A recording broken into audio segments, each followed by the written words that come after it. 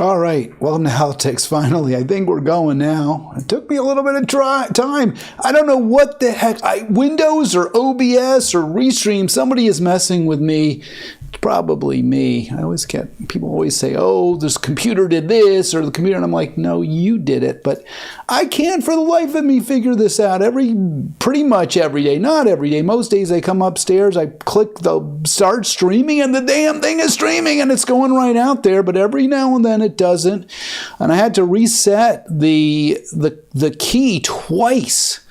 So when I tried to do this on time, noon ET Friday, which is what day it is Friday. Welcome to Halitics again, if I didn't already say that. I hope I did. Anyway, I started the stream, and I always, confirm I'm going out by looking at YouTube. And usually within 5-10 seconds of my clicking start streaming, I can actually see the stream that you can see. But I didn't see it. It didn't come live. It just kept saying waiting for start or whatever it says. I don't know what it says, waiting to start. So I then looked at Restream, which actually distributes my stream to more than one place. It distributes it to YouTube and to Facebook. So people who are on Facebook see me. My friends who are online will see that I'm live and they can watch too. So I think there's some value to that. But I don't pay extra for that Restream. I don't have the premium package. So they only allow me to send my stream to 2 places at no charge. Otherwise, I'd have to pay. I could probably send it to 15 places if I paid, but I don't feel like it. So I send it to YouTube and I send it to Facebook. But it didn't work. It didn't. So I went into Restream and I got the new key and I plugged it in and I tested it, but I didn't want to go live until I was sure it would work. So I tested it and it worked. So then I went back and I figured I'm going to recheck everything and I'll go live at 12:15. And then I started and again, nothing. So I got a new key and I plugged that key in. And that does work. It is working. I can see it's working, so I'm pleased. But I don't know if it'll keep working. Usually it persists, right? You get a key and it persists, and you can keep using it. If I have to get a new key every time, that's going to be something else I'll have to deal with and figure out whether it's worth it or whether I should just stay on YouTube. Because as long as I only go to YouTube, then I don't have to go through Restream. This is for all you geeks out there, if you even care. If anybody's a streamer, this might be relevant. So we'll see. We're going to talk about Scott Ritter. We're going to talk about Gaza. We're going to talk about billionaires. We're going to talk about the Israeli influence in Congress to the point where there are representatives, many reps with dual loyalties. And I see shades already posting there that Scott Ritter is a Putin stooge. I love it because the folks who have been, and I really am I'm not a nice guy in a lot of ways. If you know me personally, you might not think I'm a nice guy. But if you only know me from radio, if you only know me from being an online personality, especially a talker, not so much my social media persona, because I can be a jerk on social media. But when it comes to the videos and the callers, I do really, really try. And I think I'm pretty good at being nice to everybody. But I'm starting to get a little bit tired of it. And I'm tired of the people who attack others like Tulsi or Scott Ritter. People who have been right over and over, who are invariably correct. Myself. This war that was ginned up by the U.S. neocons, Victoria Nuland and her husband Fred Kagan, the Washington Post, Hillary Clinton. These people are ghouls. They're monsters. They are putting us at the brink of Armageddon. And those of you who repeat their talking points, you're really, really misguided, and you're really causing a lot of danger for us and for the entire planet. There were many opportunities where we did not need to be going to the brink of nuclear war. And Tulsi kept saying, no, we need to negotiate. We need to have conversations with Putin. Scott Ritter, we need to have negotiations. Hell, Ginsburg, let's have negotiations. And instead, nope, I know he's not considered a lobbyist, but the guy whose client base is Boeing and other weapons manufacturers, Anthony Blinken, Joe Biden's his Secretary of State, guy who's profiting from endless war, Democrats in Congress like Ro Khanna, who own stock in defense contractors, Adam Schiff, who takes contributions, Democrat Adam Schiff. These people are putting us all in grave danger. And those of you who claim without any evidence, but who just don't want to hear it, who don't want to hear that we need to promote peace, you attack them as stooges and puppets. And I'm getting a little bit tired of it. Because that mindset, that let's vote Dem, vote, any blue will do, that is what has led us to this place. And it's a very, very, very scary, very, very dangerous place. If you disagree with that, you are invited to call in. And by the way, this was not just triggered by reading what Shade has to say in the live chat.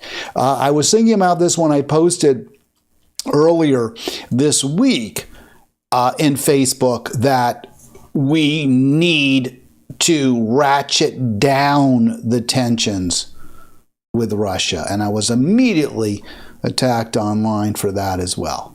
And it's very... It's strange. It's strange. It's funny because it's funny, not ha-ha, but it's odd funny that Republicans are often accused by Democrats, and I think often correctly so, as ignoring reality, as discounting or just pretending the evidence isn't there. So those who claim global burning is a hoax, well, you can see all the glaciers have melted. You just have to compare what they looked like 50 years ago and what they look like now at Glacier National Park or the Alps or the Sierras or wherever you want to go. The extent of the summer ice in Antarctica, the fact that we have a virtually ice-free Arctic, the evidence is there. And it's clear and unmistakable and inarguable. Well, you get the same thing from the Dems. We have to stand up to Putin. We have to stop Putin. And it doesn't matter how bad things get, how many Ukrainians are killed. It doesn't matter when the evidence comes out that, in fact, there was an opportunity for peace between Russia and Ukraine 2 years ago, and Harris Biden sent their British messenger boy, Boris Johnson, there to stop it, to stop the peace talks. It doesn't matter. It doesn't matter if we send landmines to Ukraine. It doesn't matter. We still just need to stand up. We got to show him who's boss. Yeah, we'll show him when the planet blows up. It's amazing to me. I don't understand it. This is, yes, not happy, easy going, let's all get along Hal. This is like pissed off Hal.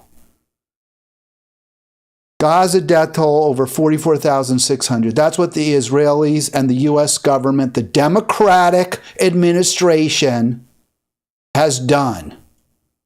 You're wiping people off the map. 32 more Palestinians killed. That's Anadolu Ajansi, the agency from Turkey, Anatolian agency. That's what that is. Took me a while to figure that out. As of this past midnight, Israel and the Biden-Harris have killed over 44,600 Gazans, and that's 32 identified victims yesterday at a minimum. That's where we are. And it's so awful, so horrific. All right, so I posted yesterday. I was down at the Capitol, and I started my live stream a little after 3. And I played some clip from Scott Ritter. I'm going to play more Scott Ritter today. But I also took some pictures. This is what I do when I go down to the Capitol. Is I go walk around, or it's really not even, well, it is the Capitol, but not the U.S. Capitol, which is the rotunda, but in the office buildings. And you can see the senators and representatives, what they put outside their offices. And even inside, you can go inside the offices. They're all to the public, which is nice. I like that. It's a good feeling that you can actually go into the seat of power. They have flags. And when I see that Israeli flag, you don't see any other flag. I talked about this, I think, yesterday. People, had said, well, and one of my viewers said, you're making a really good point. What other flag could there be beside the Israeli flag? And you see here, this is Kat Cammack. Kat Cammack. She's a congresswoman from Florida, and that's what her office looks like outside. And if you blow up, and I'm going to show you in a little bit bigger picture of this, but the plaque there says Kat Cammack. So there's an Israeli flag. And you can also see the flag of the state of Florida. And don't worry, she has an American flag on the other side of her office. They always put the American flag by itself, which is nice, yes. And you should be loyal to the United States because that's where you live. That's the oath of loyalty to which you swore when you were invested as a congressperson. How do you have a flag of Israel outside your office? I don't understand. It's clearly dual loyalties. The interests of the state of Israel do not coincide with those of the United States. There may be some overlapping interests and desires and wishes, but the president of Israel was not, or prime minister of Israel, he wasn't elected. There's a president, Herzog, and there's a prime minister.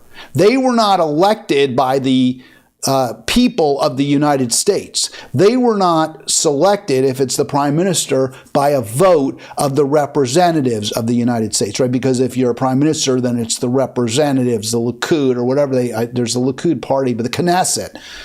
So the Knesset votes on who the prime minister will be. That's the most powerful person. The president gets elected by the people, but they have less power. So the U.S. Congress did not elect Bibi Netanyahu. The Israeli Knesset did. The U.S. electorate did not choose Herzog. I don't know what his first name is. The president's name is Herzog. They didn't choose him to be our president. So I don't understand how you fly a flag of Israel. And I was talking to somebody about this. I can't remember who. But they said, yeah, there's no other flag you could fly. No other nation's flag you could fly except Israel's. And I said, well, maybe if you're like in Brooklyn and you've got like a super Italian district, maybe you could fly an Italian flag, or a super Irish, right? Because Ireland, St. Paddy's Day, people feel very close to Ireland. I was thinking maybe a UK flag. We came from Britain, right? And they were like, no, you could not do that. And I'm like, you're right. Mexican flag, maybe like on Cinco de Mayo. You can't do that. But you can somehow fly the Israeli flag, right? And this isn't a Jew. This Kat Cammack ain't Jewish. But she's from Florida, and Jewish people have a lot of power there. So let me show you. I did it a little bit more easy so you can see. Well, I blew it up, right? But if you look closely, I blew up the plaque underneath, and that is Rep. Kat Cammack from Florida. And I said dual loyalties, and she's not the only one. So here, this guy is Earl Buddy Carter. I don't think Buddy is related to Jimmy, but he is maybe he is related to Jimmy. But Buddy's a Republican, right? Both he and I have Rep. Earl Buddy Carter and Rep. Cammack. I didn't put Republican, but you can say Rep. stands for Republican. It really stands for representative, but call it whatever you want.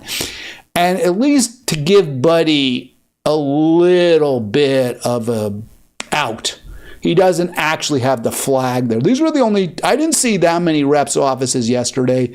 Maybe I saw 20, 25. I only saw these two that were prominently displayed as pro-Israel Zionists. But Buddy, to his credit, I guess, he doesn't actually have a real flag. He just has that paper thing there. But still, there's clearly dual loyalty. There's clearly conflicting loyalty, and that's a huge problem, and it's wrong. So I wanted to look up, because I posted it under dual loyalties. I wasn't sure, what does dual loyalties really mean? It's a idiom. So it's a couple of words together, and they have a certain meaning.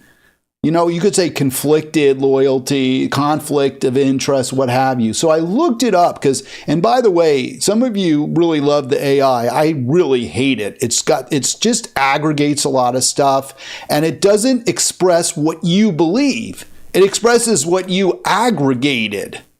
So I don't argue with AI. I mean, it gets a lot wrong. AI just collects a whole bunch of crap from the internet, at least when you use it in a Google search. Now, that's not the case. I know. When the military uses AI, it scares the hell out of me, right? They get all this data, where you are, who you are. They can track you. They use their missile. They use that AI to track people and blow them up wherever it'll do the most harm, cause the most civilian casualties.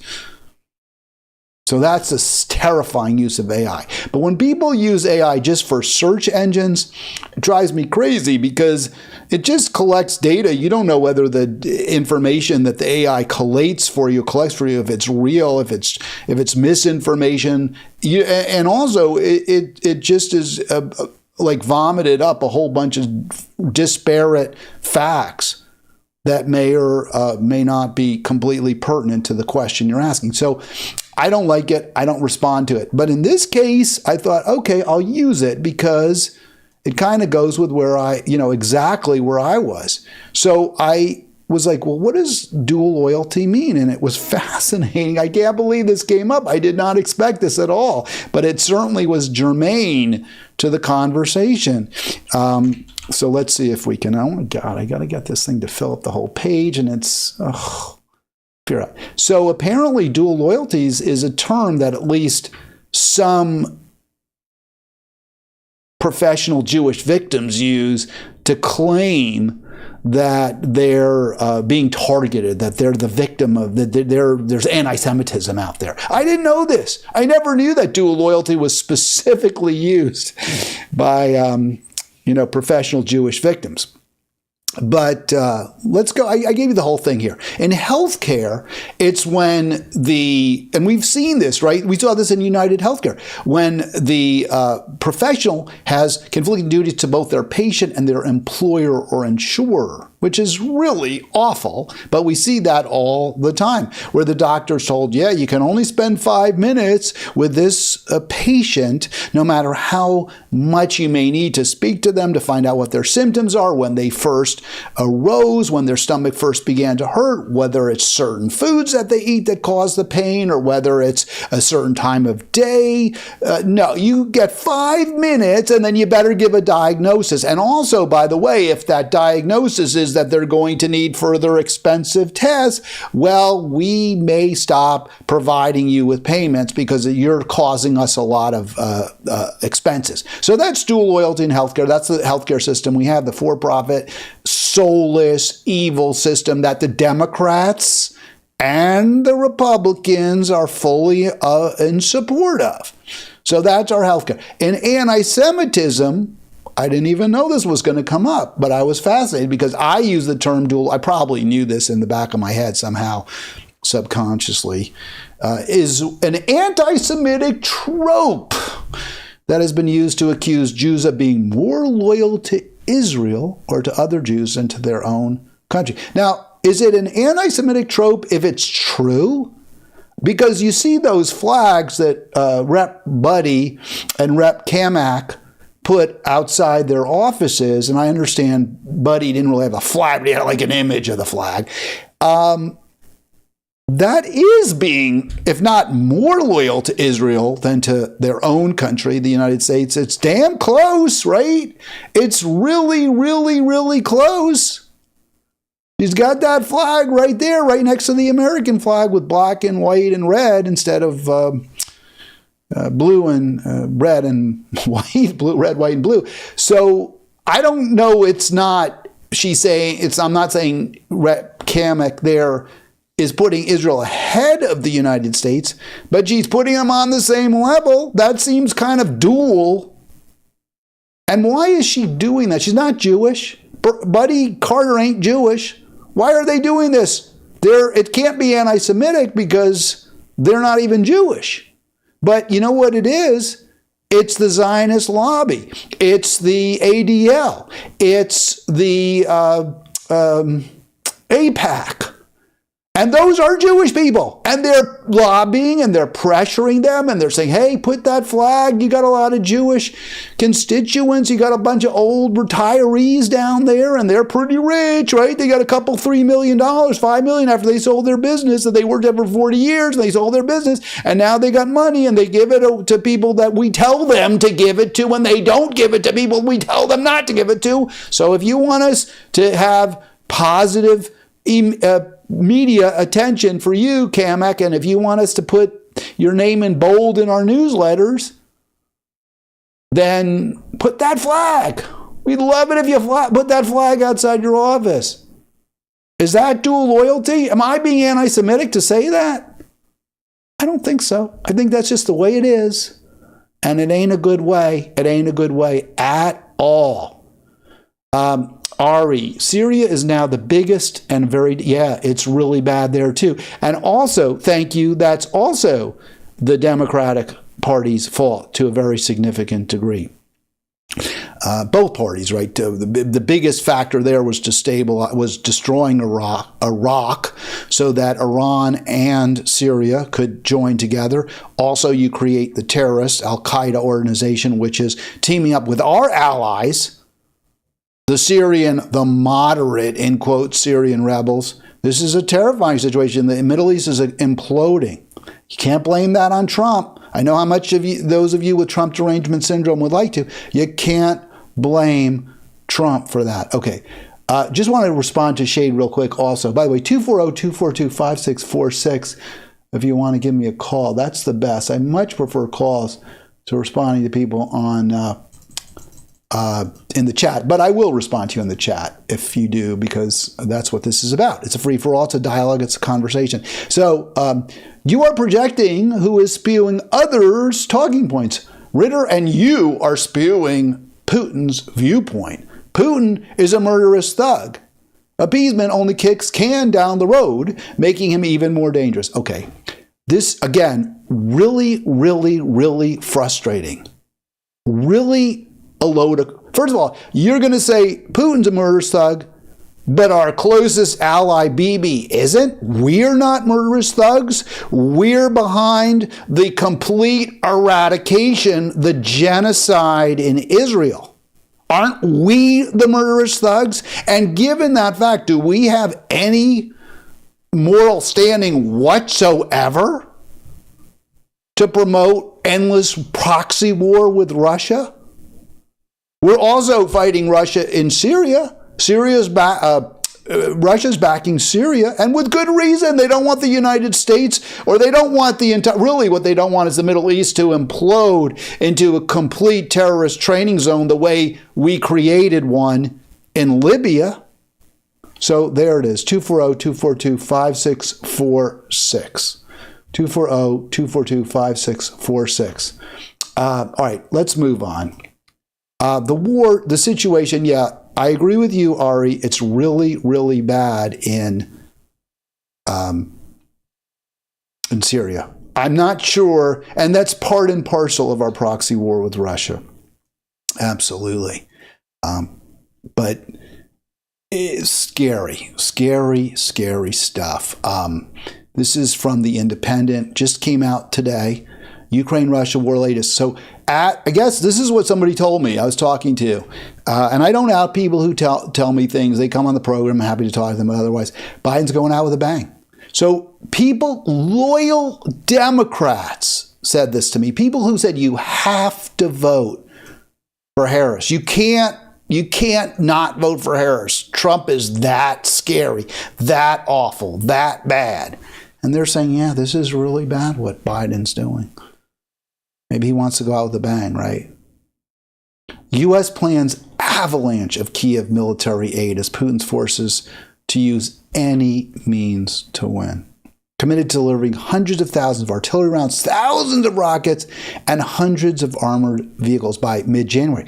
When does Trump take office? January 20th. It's quite extraordinary, isn't it? So Biden's leaving office. He's got a successor who's committed to amping up, if it's possible, the genocide in Palestine, but at the same time, who has said repeatedly, I mean, we don't know how much we can trust him, of course, but who said repeatedly he wants to reduce tensions with Russia. He wants to de-escalate against Moscow. So you think if that was your, successor, and you cared about this country, and you cared about the planet, and you cared about life, if that was your successor, you know what I would do? If he was my successor, I would say, okay, so what's going to happen when I leave office? Trump might make things even worse, if it's possible, in Israel, Palestine, the Middle East, but at the same time, he might kind of stop the killing. He says he wants to stop the people dying in Russia. So what am I going to do? I'm going to start the process now of trying to reduce tensions in Russia. And at the same point, because I'm really afraid of what's going to happen in Israel, I'm going to stand up to Israel. I'm going to stop the killing in Israel, if I possibly can do that. What does Biden do? Just the opposite. We're going to dump billions into Ukraine. We're going to keep the killing going. Ukraine's going to have so much weapons that even if Trump cuts them off, it won't matter. That's the Democratic leader. That's the vice president you felt we had to vote for. Makes a lot of sense, doesn't it? So this is yesterday. This is Tucker Carlson interview with Sergey, I believe is his name, Lavrov, who is talking to Carlson. I believe he's in Moscow. And just so you understand and appreciate just how scary this situation is right now.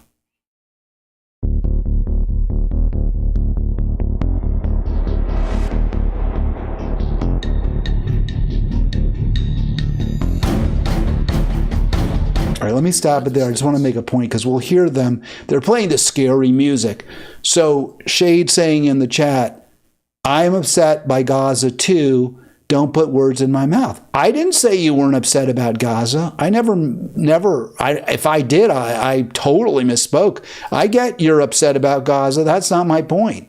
My point is we're seeing how awful things are in Russia, Ukraine, and how bad this war has gone for over 2 years, and what a disaster the Harris-Biden policy has been. And I'm like, you don't get it. Why don't people... This is where I get frustrated. How awful it is. And yet, at the same point, it's like a triple-down strategy. You're a Putin puppet if you were right. If you said this was a terrible mistake. Allies of the United States who also provide this long-range weapons to the Kiev regime, they must understand that we would be ready to use any means not to allow them to succeed in what they call strategic defeat of Russia.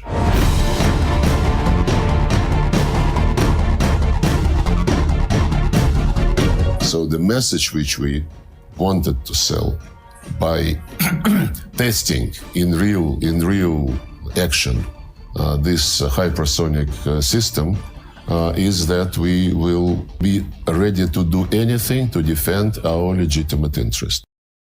All right, so anything they don't want those long-range missiles. And, you know, in a way, I'm a little bit torn on this. Because if we're going to be supporting Ukraine and if we're going to do everything we possibly can to stop Russia, short of negotiating with Russia, sort of reaching an agreement, which is probably still very possible, then yeah, go ahead. Blow them up. Because what's the point? Otherwise, you just perpetuate endless ground war, trench warfare, which is perhaps even worse. But the real answer is you got to negotiate. You got to have conversations. You got to do everything you can to stop the killing on the ground. And that's the complete opposite of what this administration has been doing. And it's been a terrible, terrible disservice. I mean, it's a crime is what it is. But, you know, I'll call it a disservice. Call it whatever I want to call it. But it's just a terrible, terrible thing that we've been doing. All right, I want to get this Scott Ritter. So Scott getting a little bit of I guess, hate. Is that right? Here's Scott. I think we're going to see if we can get this. I had some more issues, but that is not where I was trying to go with Mr. Ritter. This captures? No. Huh. Top videos. Yeah, I was some challenges here, and I do apologize for that.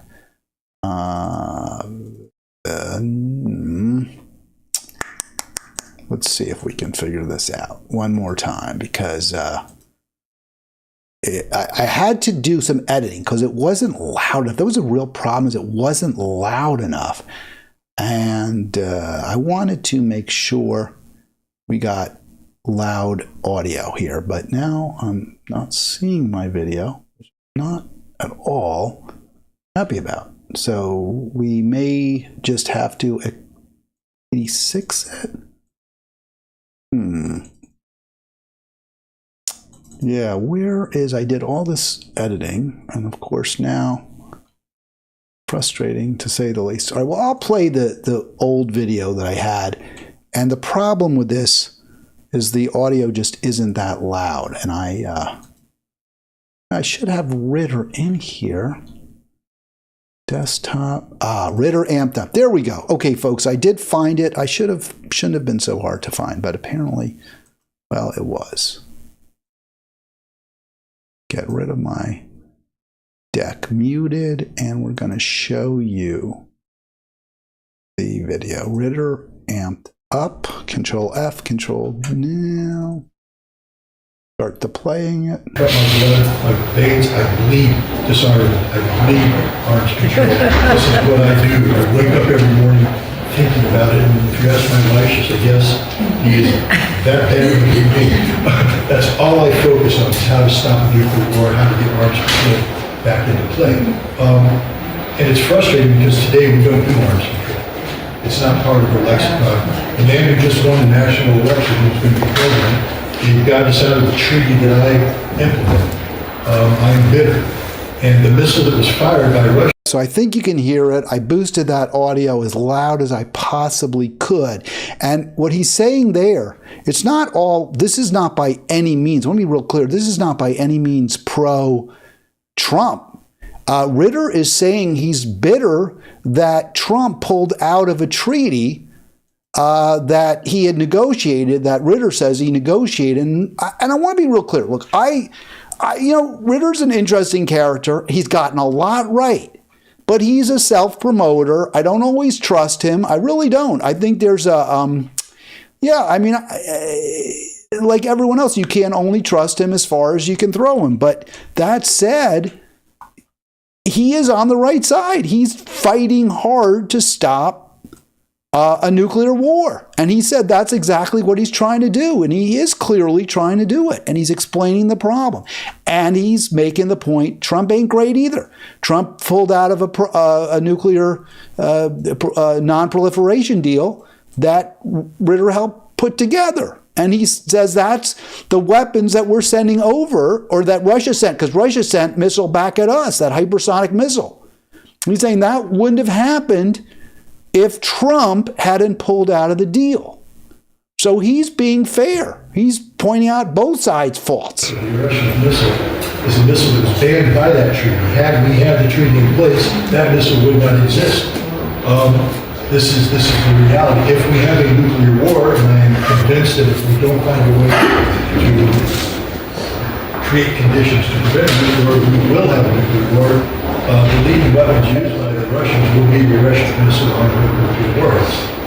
So a missile that I fought to get rid of, spent 2.5 years saving the world from, is back on the front line. And unlike the 1980s, 1990s, that weapon had never been used. You can't say that anymore.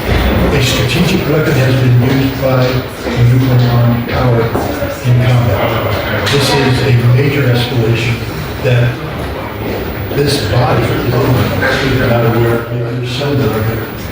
We just had a very interesting meeting with representatives of legislative director, and while I respect that person and everything that she said, I walked away convinced that one of the problems in Congress is that they are a prisoner to rules. I know rules are important, but so is staying alive.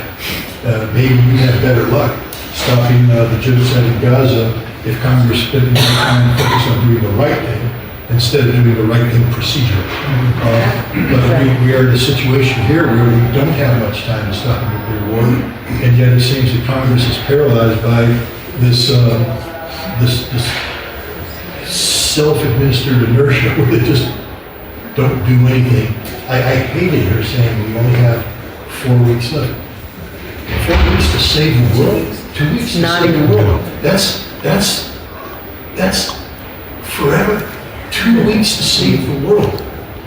Give me 2 weeks. This is why. So when I heard Ritter saying this, I was thinking, is he being a bit of an alarmist? And I still am wondering about that.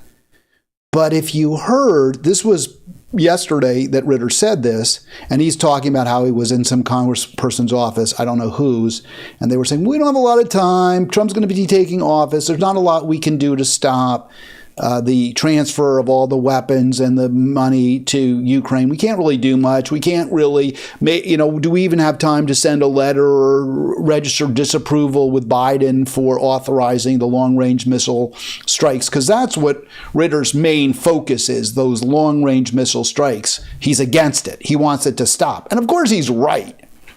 But what he's decrying is that he speaks to some representative and she's making excuses. Well, we don't have time. We've got the holidays coming up and we're going to be going on break. And then we come back, it's New Year's. And then pretty soon Trump becomes president. So we don't really have time to do all this. And he's saying, what?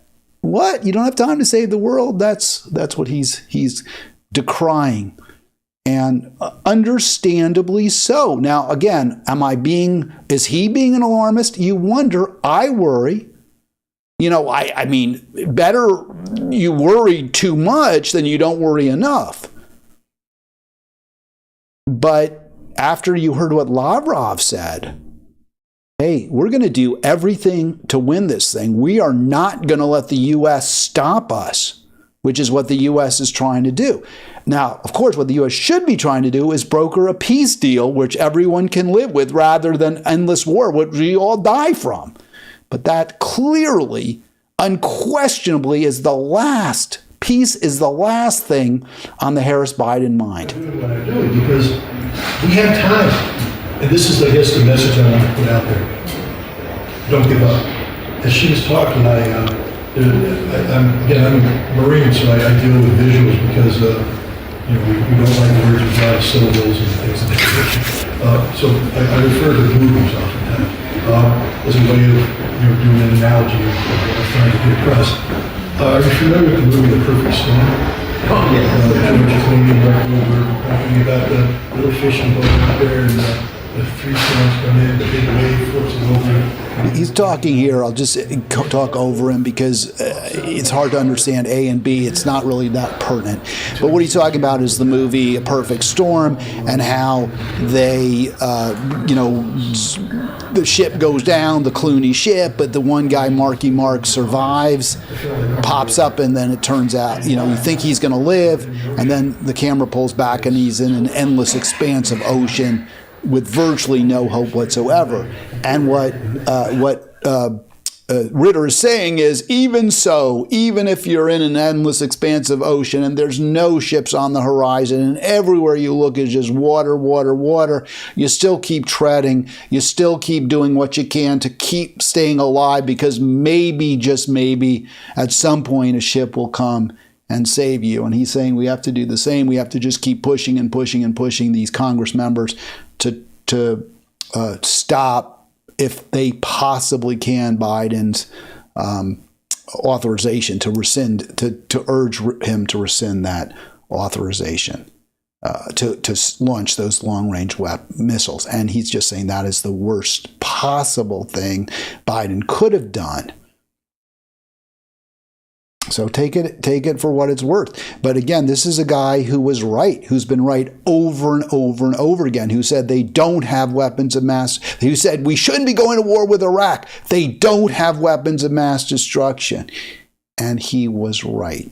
Who said we shouldn't be going to war in Ukraine against Russia because our strategic interests aren't at play and because we provoked it. We should be working to come up with something we can all live with rather than die from. And he was right.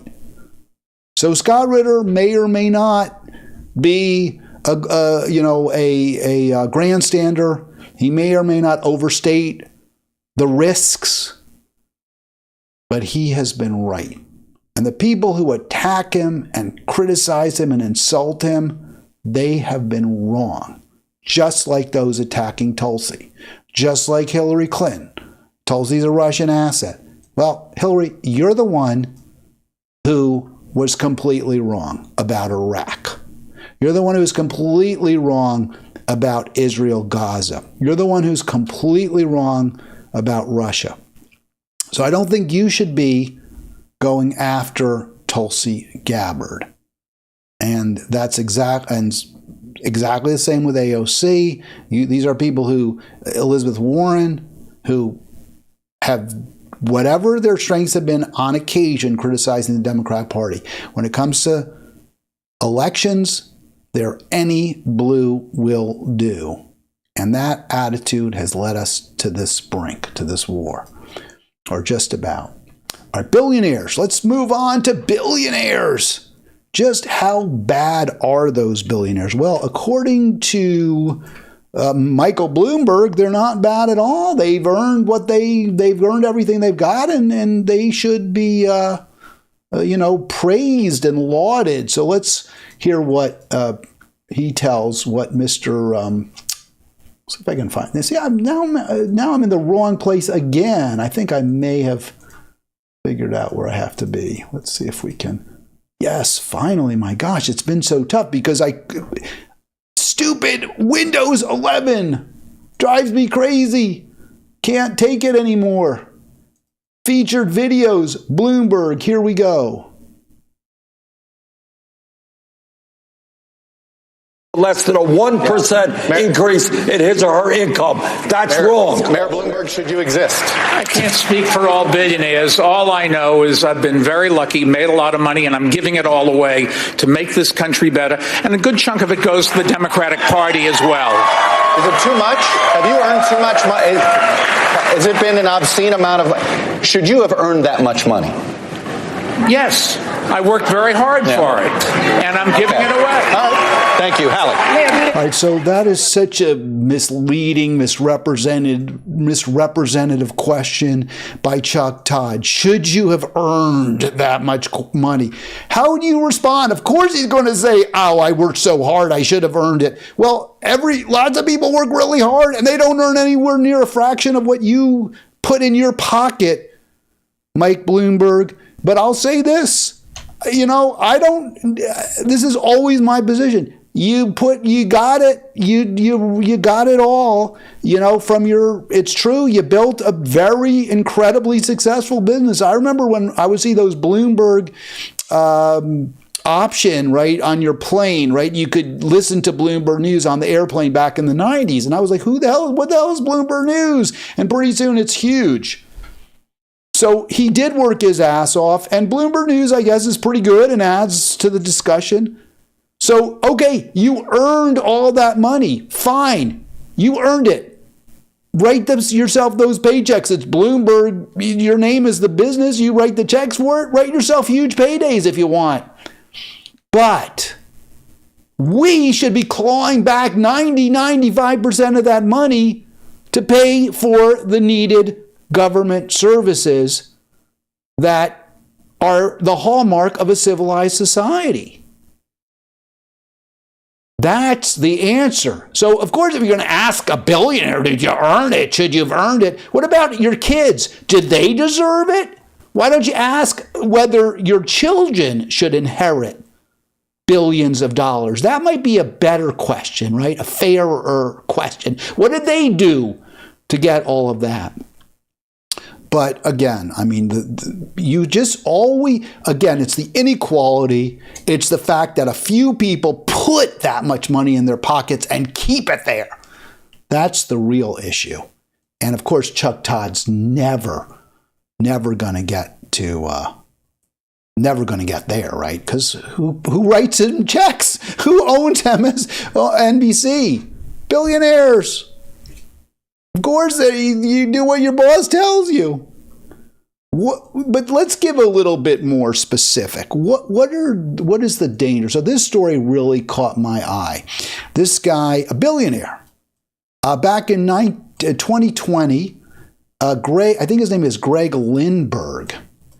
He was insurance crook. He had some big insurance company. I'm not exactly sure what they did, or it's all confusing, but he was playing shell games. He had all these different companies, and he kept moving the money around, and every time it went from one shell to another, he would write himself a check. And he got away with it for a while, but finally he was also bribing people. He was bribing state Congress members, Florida State Congress. And maybe North Carolina too. By the way, I love the way Politico, this is Florida GOP donor. So he's giving money to the GOP. You'll find out why in a little bit. I was really curious, if you don't know the story, whether he gave to Trump. I couldn't find evidence. I thought there was a chance there was a connection to Trump in there, but I didn't find it, at least my Googling, and I didn't spend too much time on it. I had to go on the air. I love how Getty Images writes a gavel. Right? Look how it says there's a gavel. And the reason they do that is because he was bribing everyone he could get his hands on and got convicted of it. So there's the court of justice with the gavel. And I love how they say a gavel, like we can't see it's a gavel.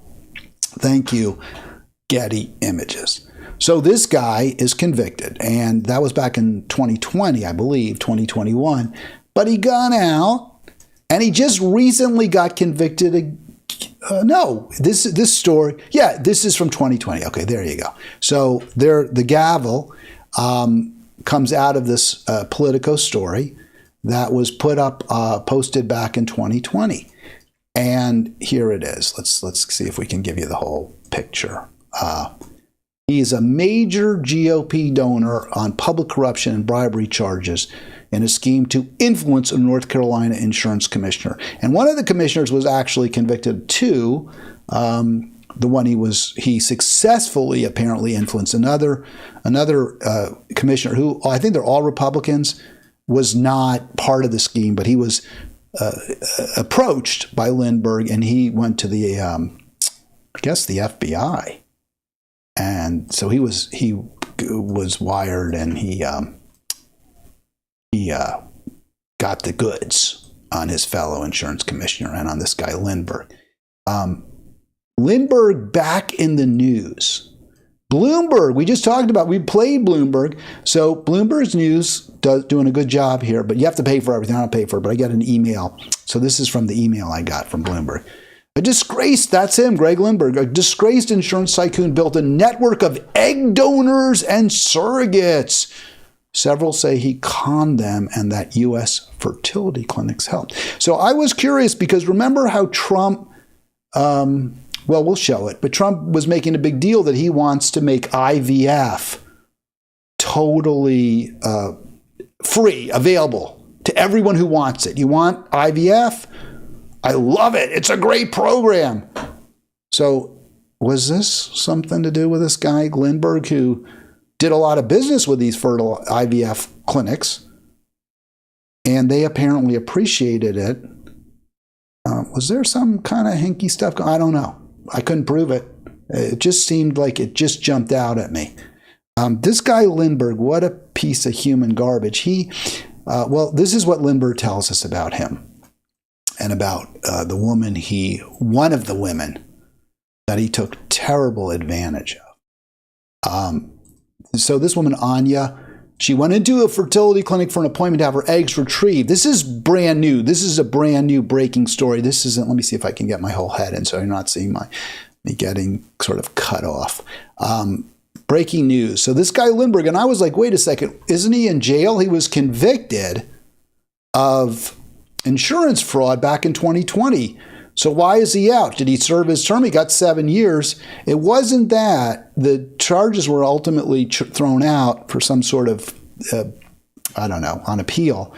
And that's, because you're so rich. You have these lawyers, you have these hotshot Ivy League lawyers going over every single word and every single, aspect of that trial until they can come up with something that maybe they can convince a judge that they probably gave a lot of money to throw the charges out. So that he got out. And that's why he was in a position to, I guess, prevail on this woman, Anya, to go into this fertility clinic.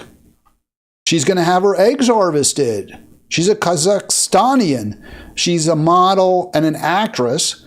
And her billionaire boyfriend, he's a billionaire, just like Mike Bloomberg, this guy Lindbergh, had swept her off her feet. He promised her a family and a loving future in the States. What's her option? Go back to Kazakhstan, which is poor, which is, there's a lot of violence there. There's the Russian separatists. It's not like being with an American billionaire. I'll guarantee you that. He promised her a family and a loving future. But there is a catch, isn't there always? He wants kids right now. So you got to begin your IVF process. We're not going to do it the old-fashioned way where we have sex. Kind of weird, right? Why? Maybe he was having, I don't know. Maybe he was having sex. I don't know. But why does it have to be through IVF? Kind of weird, huh? So she needed to begin the IVF. Oh, we'll find out. Now I know why. I remember why.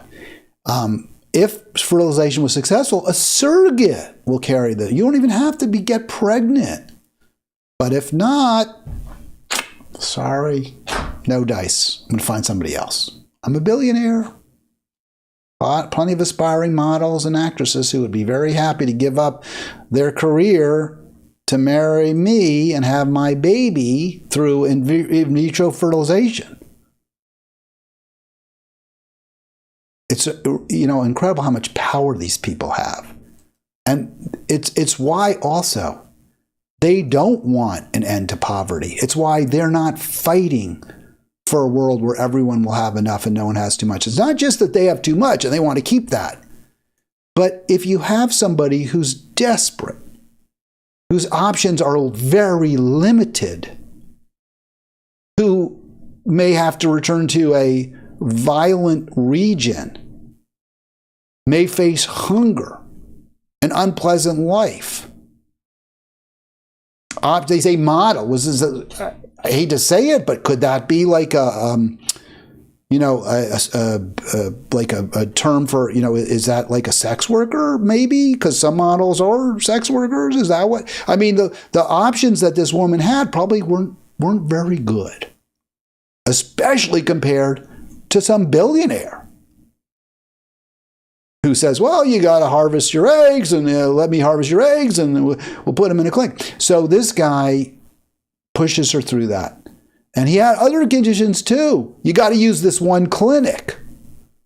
And I want you to be an acquaintance of mine and you're going to give up all your rights, which I don't understand, but apparently the law allows you to do that. I'll give you $10,000 for doing all this. Sign all the forms, waive all your rights. And I'll give you $1.5 million. Who knows? Is there any promises? I don't know. It wasn't pleasant. She had to take all these hormones. I don't know why you would have, when you have your period, doesn't the egg, I mean, can't they? Apparently they, I don't know, but apparently this is all standard procedure. As she sat half naked, poor woman, terrified out of her mind. Her boyfriend had all the power. Why? He had all the money. She had nothing. She wasn't even American. If she ever fell out with him, or he found someone else, or changed his mind, she'd be screwed. This is why it's not a question of whether you earned the money. It's that some people shouldn't have everything, and lots of people have nothing at all. It doesn't matter. You start a successful media company, that's great. You can feel really good about yourself. You get to live a little bit better than everyone else. Does that mean you get to buy the mayoralty of the city of New York? Does that mean you get to have $25 billion? I say no. She ultimately sued this guy. Apparently he did this with a lot of other women. This guy Lindbergh put a lot of them in the same situation, got them to renounce any rights to any children from their eggs. He wanted to raise them all himself. He wanted to have complete control over these children. Apparently he went through a messy divorce. God, who could imagine who would want to leave this guy? And his wife got sole custody.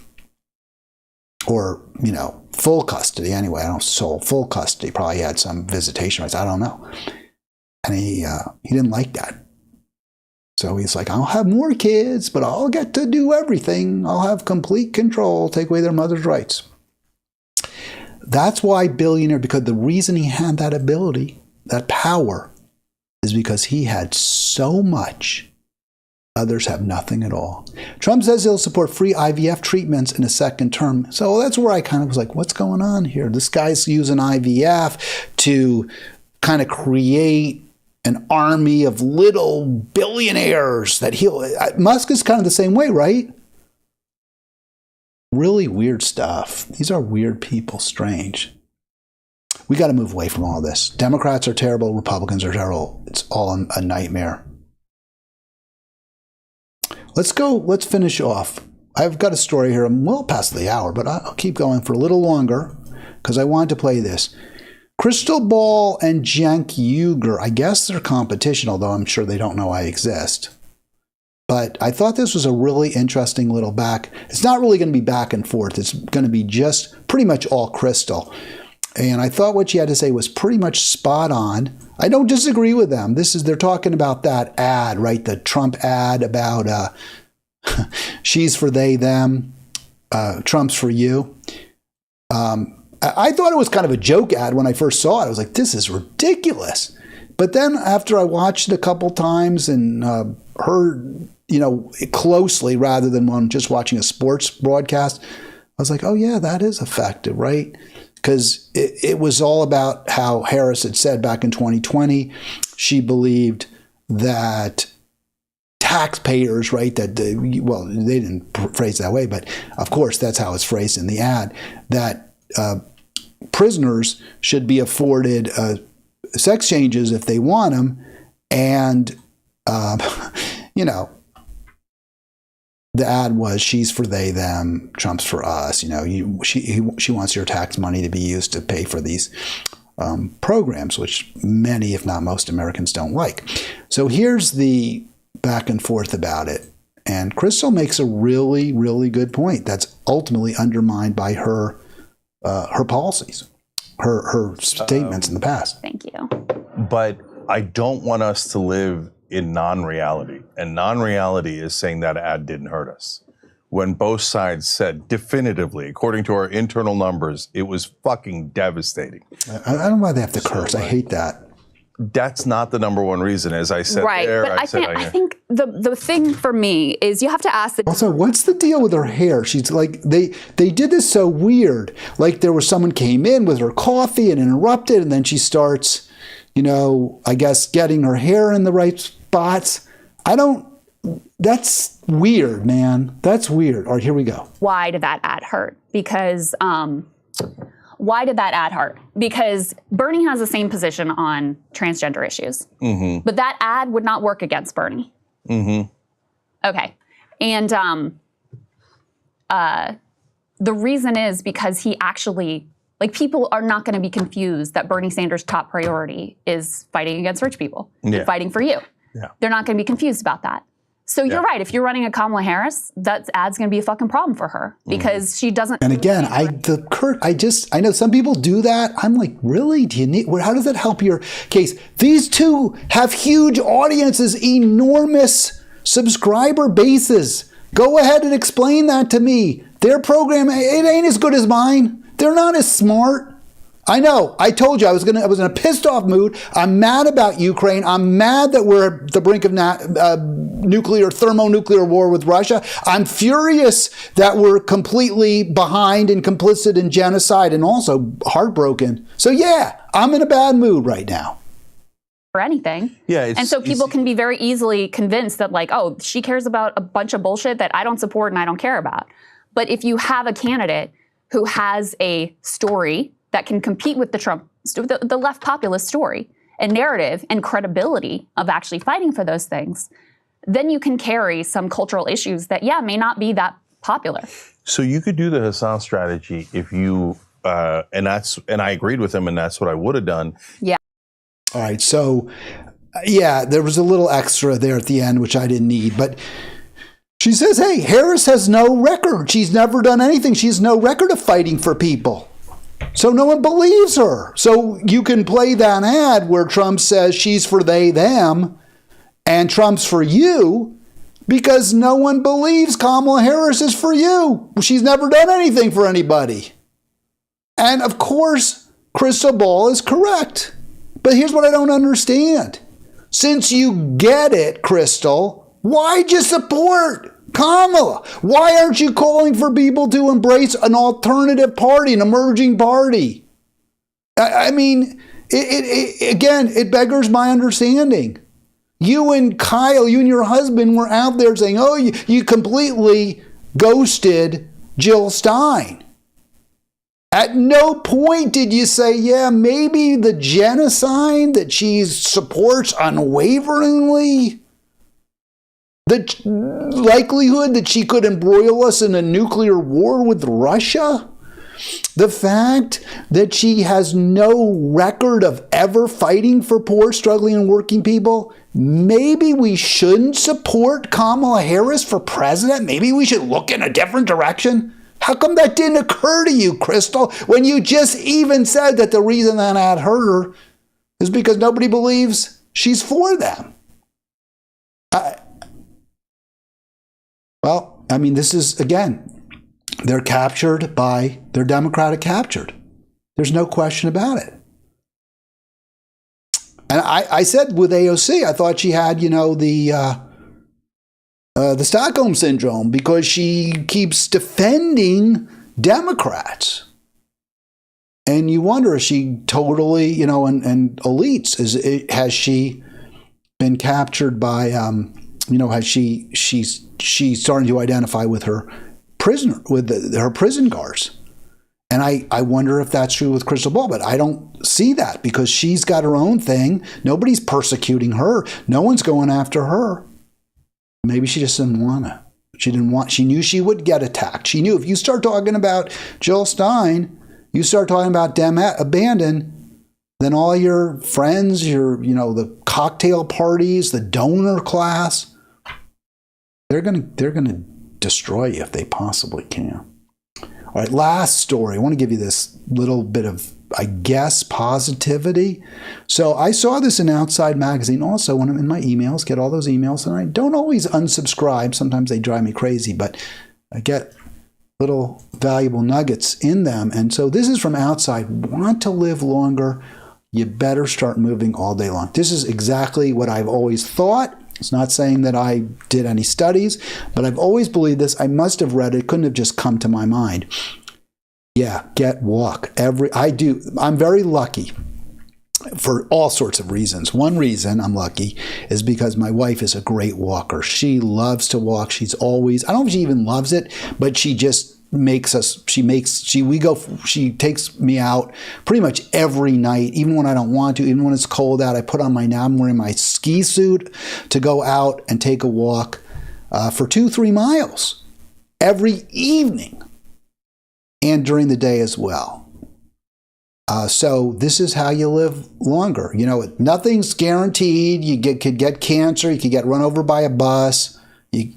But that movement, first of all, is a huge way to avoid obesity. But it's just, you got to use your body. So I totally agree with this. I'm a huge believer in this. It's more important than keeping your blood pressure low, but they all go together. But the more active you are, you'll keep your blood pressure lower, your pulse will stay low. Your pulse will be lower as well, so your heart doesn't work as hard. It's incredibly important. And it's so hard. We live in a society where everyone conspires against you, right? Health is a commodity to be bought and sold. I always use, like those clubs, those fitness clubs. We wouldn't need those fitness clubs if we had parks everywhere, or we wouldn't need them nearly to the same degree. If people live close to their places of business or work and they could walk or bicycle, if you didn't take your life in your hands because you live in a community where there aren't even sidewalks. But do people talk about this? I don't think so. I remember, didn't Michelle Obama, she had some sort of a thing like when she was president, she wanted people to eat healthfully. And it was good. I liked it. I was supportive of it. And I think she was big on exercise. But you know what? Barack was like, well, you don't want to upset the big ag, and you don't want to upset the processed food industries because, they give us money. They help elect me. So and if we piss them off too much, we start telling people don't drink those sodas, eat more fresh fruit, don't buy candies, walk, don't drive. If we start saying all those things, we're going to be making some powerful enemies. So that's why we live in a society where our health is a commodity. If you want to be healthy, that's fine. You can be healthy. Pay a couple $100 a month to join a health club. Pay for Pilates. Buy expensive machines. Fitbit. Fitbit, I guess, tells you how much. What is it, the thing? Peloton, right? Buy a Peloton. Because sure as hell ain't going to be building livable communities for you. Only solution, only cure is we move away. We renounce the Republican administration that is destroying our planet in real time and has already done so much, innumerable harms. All right, hey, listen, have a great weekend. Hope, what is it? Have a nice day, right? Isn't that kind of like you say something so bad and then have a nice day? So really, I hope you do have a nice day. I appreciate you guys. No idea how much.